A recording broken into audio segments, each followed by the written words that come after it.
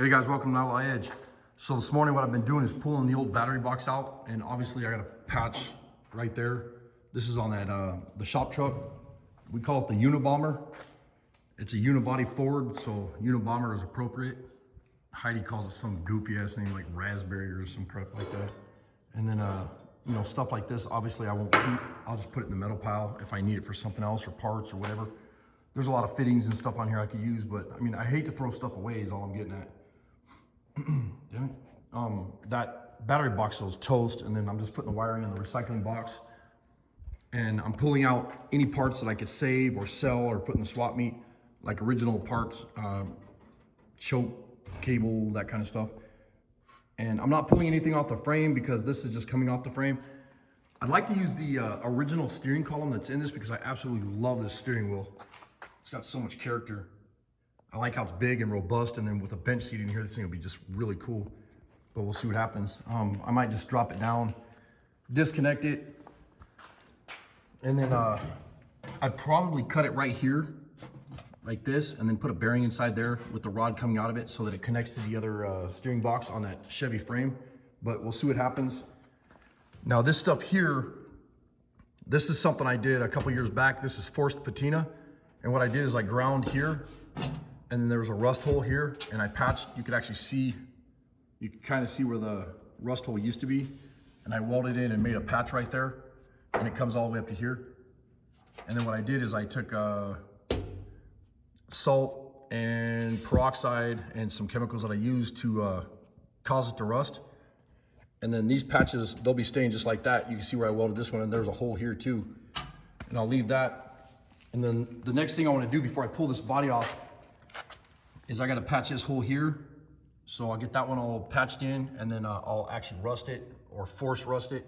And then I want to wet sand the whole body so that it has that patina left on it. Because right now, it's like a orange color, but the truck is actually red. Like if you look at the dashboard, I'm not sure if you can pick it up in the camera, the dash is actually a red color. So I will wet sand the whole thing, including the hood, get the whole, all the body panels wet sanded real good. And then the next thing I want to do is get my logo on the doors, whatever else I'm going to do on the truck, and get it ready so I can get it clear coated. And then I'm going to pull this hood off, or I'm sorry, pull the hood out of the back of the truck. And then in the back of the bed, it has these body bolts. They're right here. I'll unbolt those. That's where the bed unbolts. And there's some body mounts like right in here on both sides, and then there's two more up on the front of the cab there, and then the other two are right here. I haven't seen them, but I know they're right here somewhere underneath this mess. And obviously I'll have to fix this rust here. You know, I'll cut that out and weld something in there eventually. But there should be two bolts right here that unbolt the cab, or the front part of the front clip. And then I'll be ready to pull this body off here.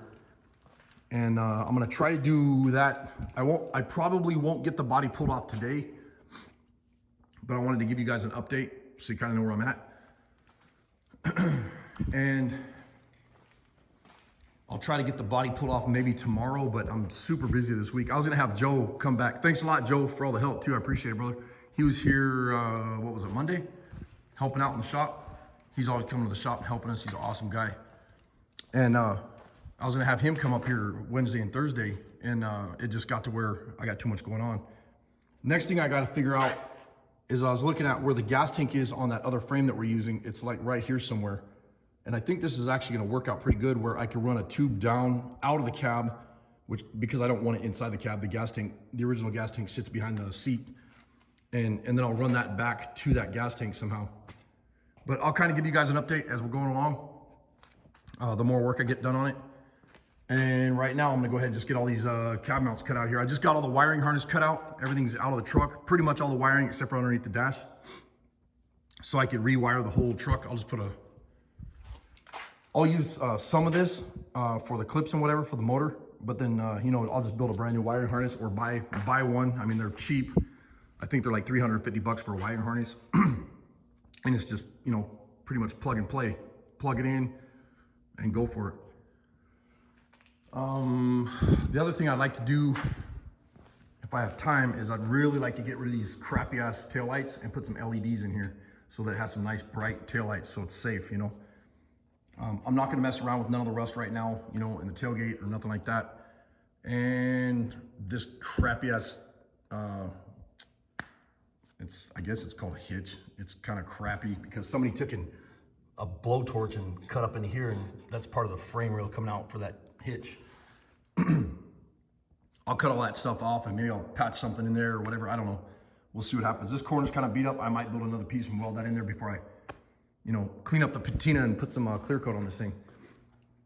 But anyways, that's your update for the day. Hope you guys are having a good day, and we'll see you later. Well, I got everything off. It's ready to come off, and the only thing I need to do is the steering column, but I don't want to do that until I start lifting because I might have to move it back and forth, and I want to be able to steer it instead of doing it by hand. So the body's ready to come off there. I moved, this small welding table was here, and then this welding table was right here. That bastard's heavy, it weighs like 2 tons. And I moved it over here so that it's out of the way. And, I'll move it back, of course.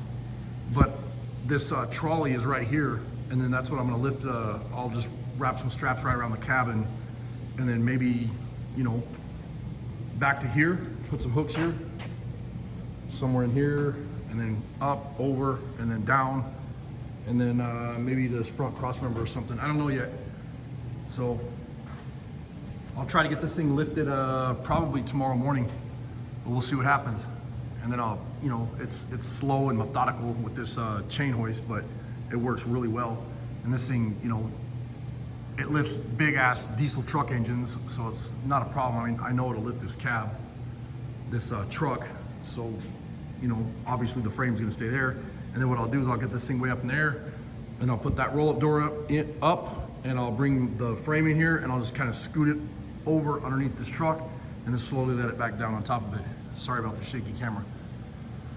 But yeah, that's where I'm at right now. Freaking wiped out. It's, I think it's like 4:30 or something.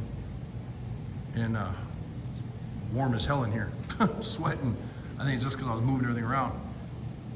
But I don't know, I might do it tonight, might do it tomorrow. If I do, I'll try to do some filming. But anyways, I might end this video right here, I'm not sure. Anyways, have a good night.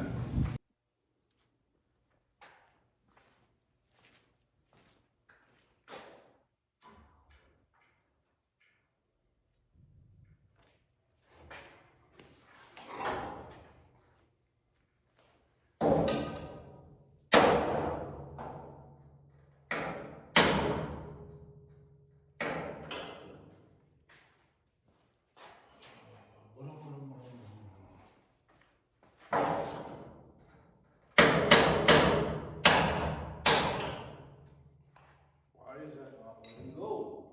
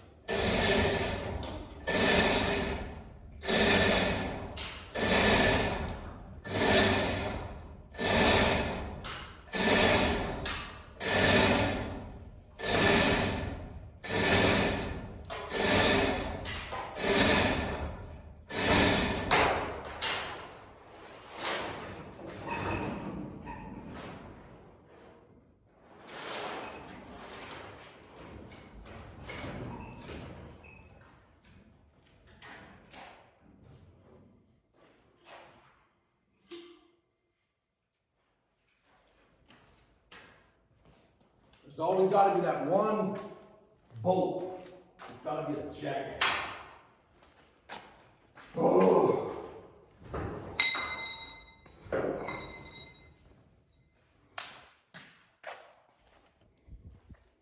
Everything else popped right off, but there's got to be one damn bolt that's always got to be stuck somewhere. Piss you off.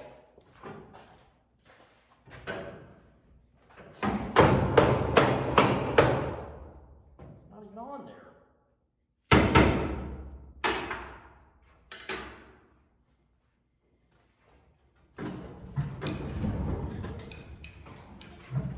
Something is still bolted on.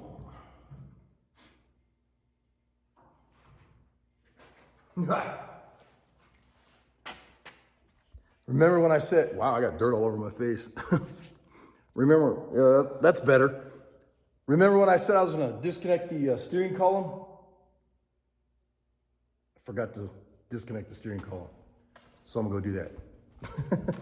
Anyways, you guys have a good night. Later. Now it looks like a 4-wheel drive. So I took my small welding table or fabrication table, whatever you want to call it, and you could pick this back section up super easy. So I got it balanced pretty damn good. I should have ran those straps back just a little bit farther like I was going to, but you know, it worked, and it's simple, and it's safe-ish. Safety third, like Iron Horse Garage says. If you haven't checked out our other channels, please go check them out. NZ Mopar Outlaw Customs and Iron Horse Garage. So I'm gonna keep lifting this thing up, get it out of the way, get this frame out of here, get it outside, get that other frame in here, and I will probably do that first thing in the morning. But tonight, I really like, my goal is to get this piece of crap broken ass frame out of here, so it's out of my way. And then I'll build some stands or something, or I might even run a strap up to the I-beam up there to hold this back up, because I can just throw a strap over the top of that and ratchet it up. That way this is high enough I can roll that frame right up underneath and just drop this thing down to it. So should be easy enough. One-man job. Well, I got this thing completely off here, and I've been talking to Glenn Ridd, NZ Mopar Outlaw Customs, and I was telling him, we were talking about the frame mounts and all that stuff, trying to figure all that crap out.